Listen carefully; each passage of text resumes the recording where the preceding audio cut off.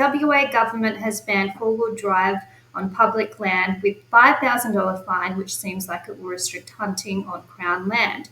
Thoughts? Now, Jack, we've never had hunting on Crown land in WA. The new laws haven't changed that at all. We still can't hunt on Crown land. In South Australia, where I was born, my father shoots in national parks for SSAACWN. They have the contract, not that they get paid, but they go into national parks where I'm from and they shoot a lot of goats for free as a service to the community, not that they get the thanks that they deserve. So, Jack, just an update on hunting on Crown land in WA. It's still banned. That's the last I heard.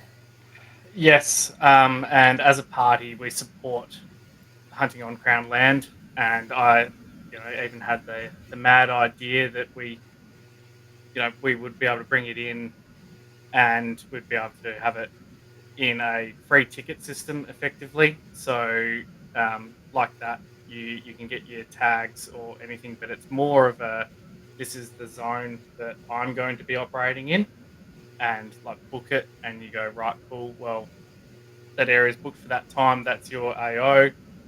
You're not going to come across anyone else shooting, so you've got a level of safety there, especially when you're out in Crown land. And for me, I've got bloody few hundred kilometres of Crown land out to my east until you hit the border, and I can say that I'm closer. Well, it's 300 kilometres difference between me to Perth and me to Alice. We're effectively we should be the territory. So no, we would strongly support Crown land hunting in a managed aspect, and I don't want to involve the DPLH because they want to ruin everything for everyone. But we could have a portal system where we can, book an area, go camp, shoot, hunt, enjoy, have minimal impact on the land. And I can tell you that the tracks and wheel marks from a four-wheel drive, yes, you can see them for a while, but they are doing less damage to the land than the feral animals are.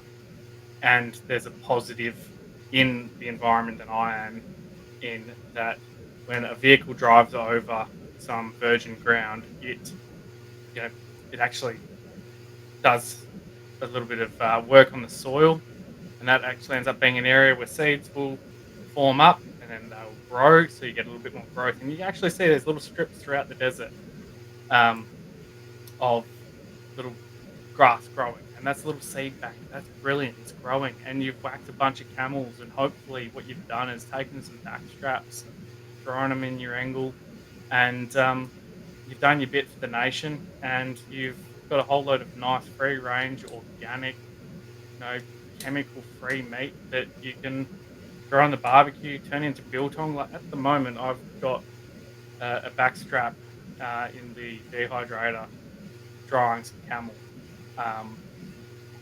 So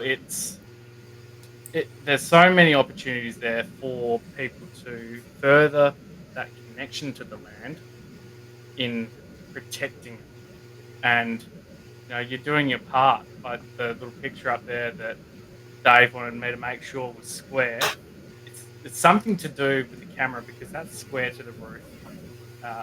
So that's confusing. But the horses up there, yep, cool. We've got heritage of horses and everything.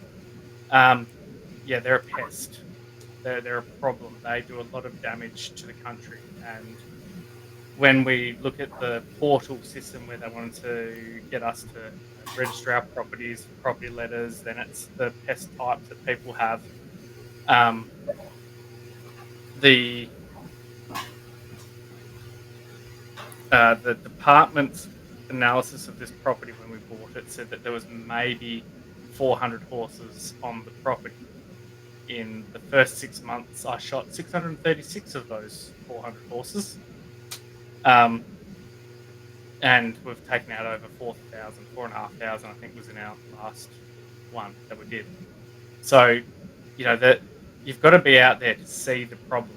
And this is where the conservation hunters and people getting out there into that country can go, hey, look, we have found bloody camels in the wrong, like in an area no one's seen them before. Now, yeah, we've whacked them. tidied them up. But that's eyes on country. That's eyes defending it. That's protecting it. That's getting out there and being in touch with it. And I can tell you that hunters out there who are out in the bush are seeing things that shouldn't be there. They're the ones who will spot the plantation. They're granted, eventually it's going to be legalized, but they're the ones that are going to see something that is going wrong and changing in the environment. And at the moment, because of the whole it's illegal to hunt on Crown land, no one gets told about it, and the problem develops. It gets worse. And it's sad to see here in Western Australia that there is no provision, no discussion of it from any of the other parties about bringing in the Crownland hunting, but also the benefits environmentally that it can have. Like, again, don't just lock up an area and say no one can go in there, because that's where the pests will breed. Camels, out to the east, I'm consistently shooting hundreds of these things, and there's no improved waters out there. They are perfectly adapted to this environment, and I do my best to take them out. But they've got 400 kilometres of no interference, and that's a whole lot of country that people could be operating in, and getting away from Perth for the weekend, getting away from the coast, going out, experiencing the desert, the beauty of this country that our pioneers fell in love with, and they're going to bring something to the communities out here that isn't there at the moment. And you're going to get people driving out and going, gosh, that was a shit road. Like, that was terrible. And then they realize that that's a road that is keeping our nation going. That's a road that is bringing money into our economy. And because no one's complaining about it, it doesn't get fixed and people die. But if we get the people out here onto that Crown land, I mean, hell, we've got Crown land around the coast where we've got deer, pigs. You know, we, we could be in there. We could be doing something about it, and we wouldn't have to be all stealthy about it. And problems would be seen.